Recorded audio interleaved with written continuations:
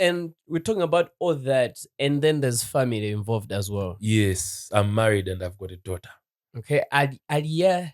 Alisa Grace Chikole, that's my If it's daughter. written somehow, it would have been easier. The spelling doesn't look like Alisa. Because Alisa would be like Alisa. Yes, no, But I made sure it had, because I gave her the name Alisa. Mm. Her mom gave her Grace, so she's Alisa Alisa Grace. Grace Chiwaleka. Yeah, we made sure Maina Jogele Waifeo. We didn't want Kudikarelante. We wanted her to create her own legacy, a name that's not there in the family. Osadi udenge dzina la Auntie Maggie. Muna Auntie Maggie Okay, so when you look at your schedules, things like this, you are now based in Blantyre. I know you're married to one of the most influential, beautiful Yes, she is. woman in this country. Yeah. She has a command because of the things that she does. She's talented. She's a singer. I've watched her perform. She won the Airtel Trace music competition. And I was like, oh, wow. Yeah. What are the pressures now that come with all the things that you do, music, your work, and your family? And I'm trying to bring in the family in this because you stay in Blantyre. Yes. Your wife works in Lilongwe. She stays here. Yeah. How are things like? How do you bring all those things together and to be able to juggle? Yeah. To be honest, it's not easy. To have your family in a different city and you're in a different city. At least in the year 2017, 2018, we were living together. Yeah, because I think she was in Blantyre at some point. Yeah, she joined me and at the Zodiac office in Blantyre. But I think where they needed her in the Lilongwe office. I think that's where their main TV team is. And she's one of the leading, team members of Zodiac. So she had to be here. So, it made sense because we are both progressive with our careers. She has dreams that she wants to fulfill, and I've got dreams I want to fulfill and achieve as well. So, but the biggest thing has been on time for our daughter. We try to make sure we visit each other as often as possible. In the days where we're in the different cities, things like video calls, phone calls, just to make sure even on the key days like birthdays, graduations, we're available. It's not easy, if I must say. It's not an easy arrangement, but we try our best to make it work. Because at the end of the day, also what we're doing is for her, for us to be able to pay for her school fees, provide for her needs. Yeah, it's not easy, but at least we try to make it work. And how do you cope or deal with your statuses now? You are a very popular, big brand, big name celebrity. And I look at your wife as someone who is always in the limelight because of the nature of her work, because she's talented. But she looks like somebody who's always like trying to shy away from. I don't know. Maybe you'd be the one to better explain her. It's like she's like hides from the limelight out of her workspaces and whatnot. Yeah. And you married to her. How do you cope with the pressure of people always like trying to look at you guys as celebrities now? They're Malawians, they create like stories and whatnot, all those things. How do you deal with those things? I think it helps because she's also in that world, so she understands it better. And also, she's somebody who's well-grounded, very principled. She's a very, very strong Christian. She's a worship leader. And, she's a pastor's daughter. And she comes from a very good family, a family that has entrenched good principles in her life, very disciplined. So in as much as she's also a public figure, she's well-grounded because of her background. And also she's well-traveled. She's been exposed to the extremities of, being a celebrity and also what it means in other countries.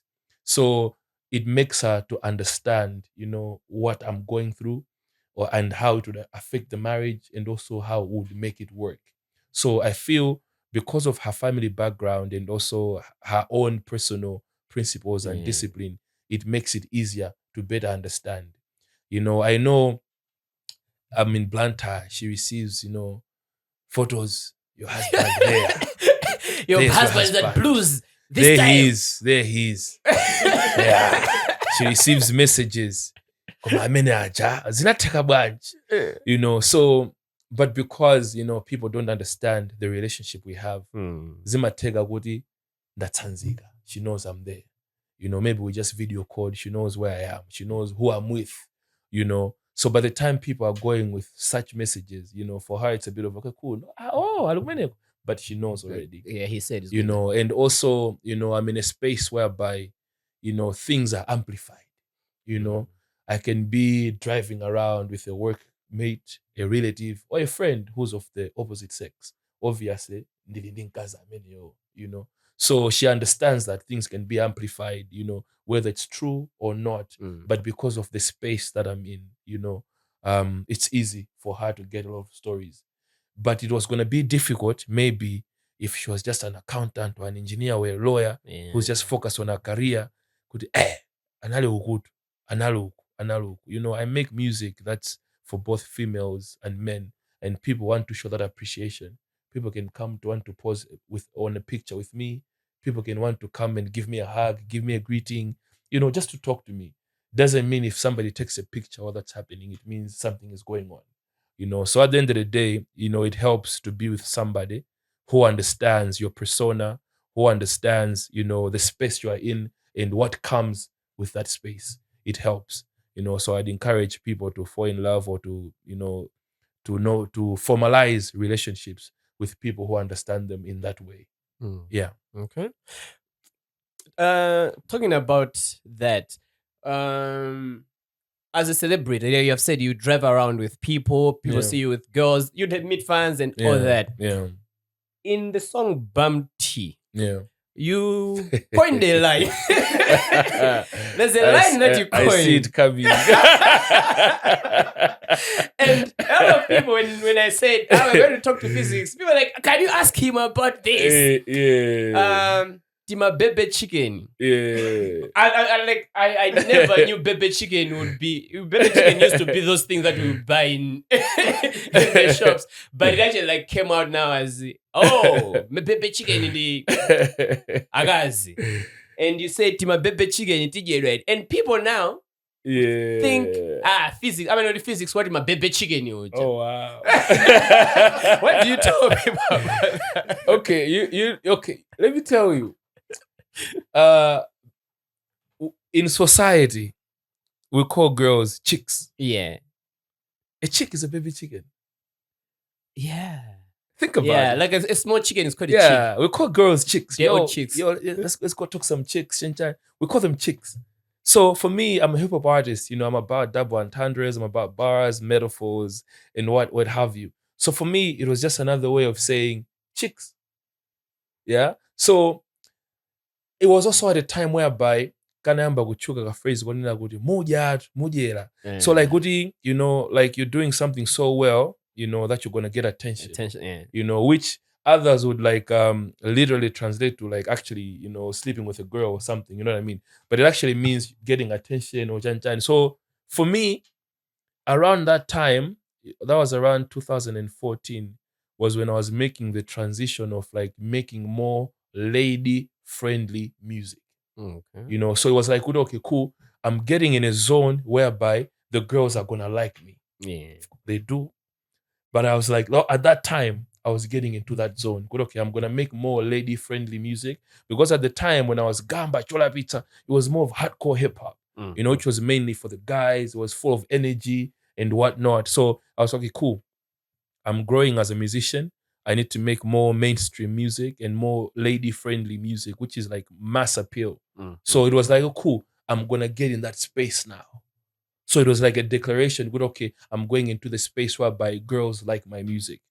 It had nothing to do with sex. I see. Yeah. All right. That's out of the way, right? Yeah. That's clear. No? The baby chicken phrase. Yeah. He's big on the name. Yeah, the Oh, chicken is wow. like he abuses that. Shout out to Tana. That's Yeah, my this is that brother. That's phrase, my little exactly. brother right there. Yeah, Sure. but Yeah. my question for me. Yeah.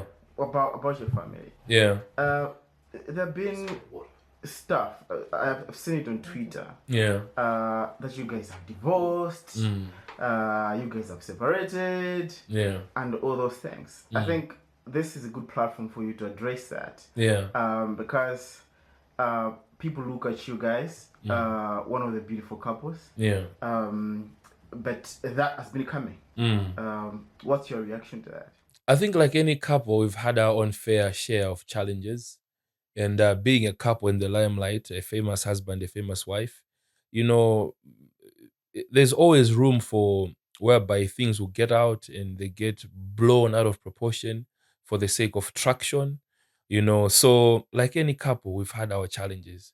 We are not divorced. We live in separate cities, and I think one of the things that are, you know, more of like accelerated those rumors is because my wife uses her maiden name, you know, but that's her brand name, you know, that's her brand name.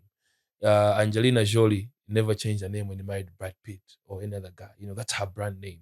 So that's the name she uses for her career. Yeah, she doesn't use my name as Chukwuleka.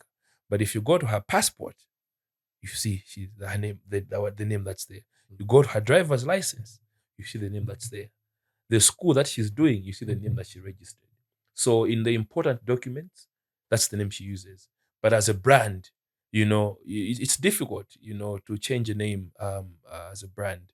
So that's what it is. Yeah.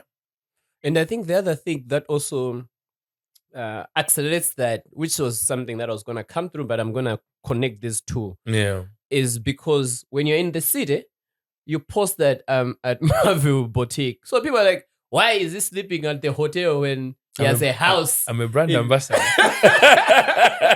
I'm working.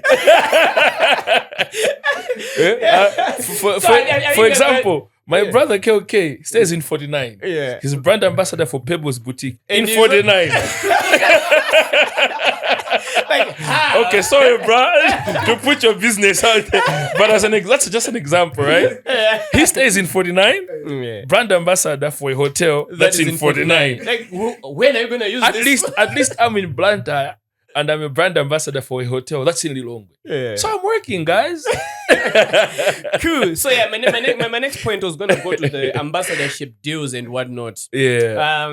You are an ambassador for Marvel Boutique. You are, I don't know if it's still there for Yes, still Donna's there. Eggs. And there's another one. I think it's a shop. Yeah. For suits. Yeah. Those of Gambawa suits. I think you're Yeah. ambassador. How do these brand ambassadorships go for you? Yeah. How do you see them? What are the benefits?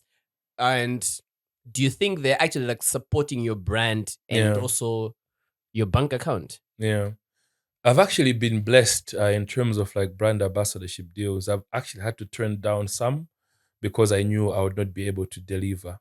They've been a blessing, you know, for me, aside from the financial aspect, aside from the, you know, trade exchanges that are done, the biggest thing for me is for somebody, a whole business, to want to associate with you. It's a public endorsement to say, this is the right person, you know, to be associated with. For me, that's the biggest thing, you know, because it's a reputational risk to associate yourself with another brand, a human brand at that, you know, because if I am, you know, if I'm doing crazy things, it means I'm taking the brand with me, you know. So for me, that's the biggest thing. I'm a brand ambassador. I've been a brand ambassador for a shop called PC Merchants. They do suits, like you said, for Mandara panel beaters. I've done works with CSL panel beaters who have eventually become K Motors. I've done things with Donna's Eggs, with Proto Feeds, Proto Vet, Proto Chicks, Kel Foods. I've done with WWE Snacks. I've done with Mobile Boutique Hotel. I'm actually in the final stages of securing 2 more brand ambassadorship deals. I've endorsed NBS, my employer, you know, and other short-term contracts I've had. I think for me, the biggest thing, it's good for the financial gains because I do get paid.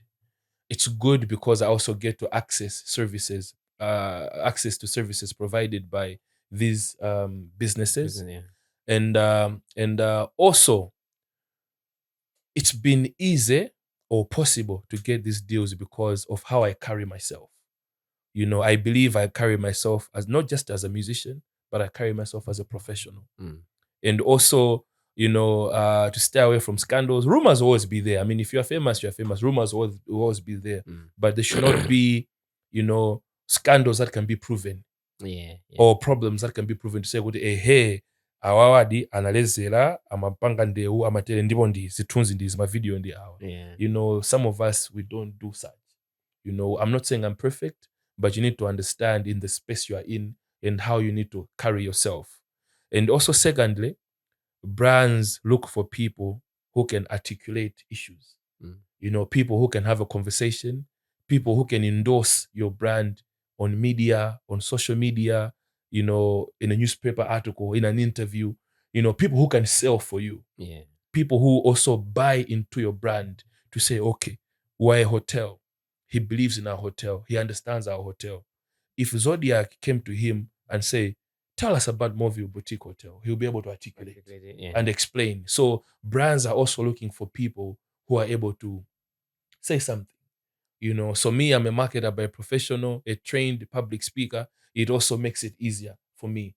So, and also at the end of the day, being a brand ambassador, you have deliverables. You need to make sure you deliver on your deliverables. You're supposed to help us mobilize business, mobilize that business. You're supposed to help us reposition our brand, help them reposition. You're supposed to help us, put our new brand out there. Make sure it's out there. Help us grow our social media pages.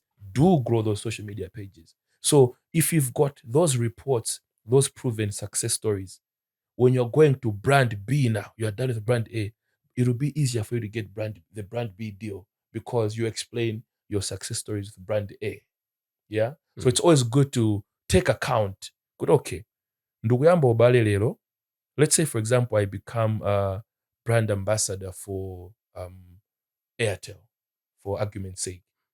One, I should know, okay, what was the position of Airtel's social media before I joined? I need to record that. Okay? The deliverables they've given me, what was the reality before I joined? Now, 6 months later, 1 year later, how have the pages grown? The deliverables you're given, what have we achieved? You need to be able to record that and have it as part of your, your electronic press kit. So that when people approach you, you should be able to showcase. When I was with Kel Foods, we managed to do this. When I was with WWE Snacks, we managed to do this. When I was with X company, we managed to do this. So it keeps the journey easier and easier, whereby now it's people coming to you and you saying, I think I'm not available. Or maybe this is interesting enough. Like Ronaldo. Ronaldo doesn't have to knock to any door anymore. People come to knock at his door. Say, hey. Yeah. So as an influencer or an aspiring influencer, you need to move on that path. Yeah, I think that's what I can say. Okay. Yeah. Shoot, I think there's so much to talk about, and I'm looking at that time there. We just hit 1 hour right now, and it looks like we've just started like 20 minutes ago. Oh, wow. We've done an hour. Oh, awesome. Okay, cool. I think let's try. Let me just say one thing.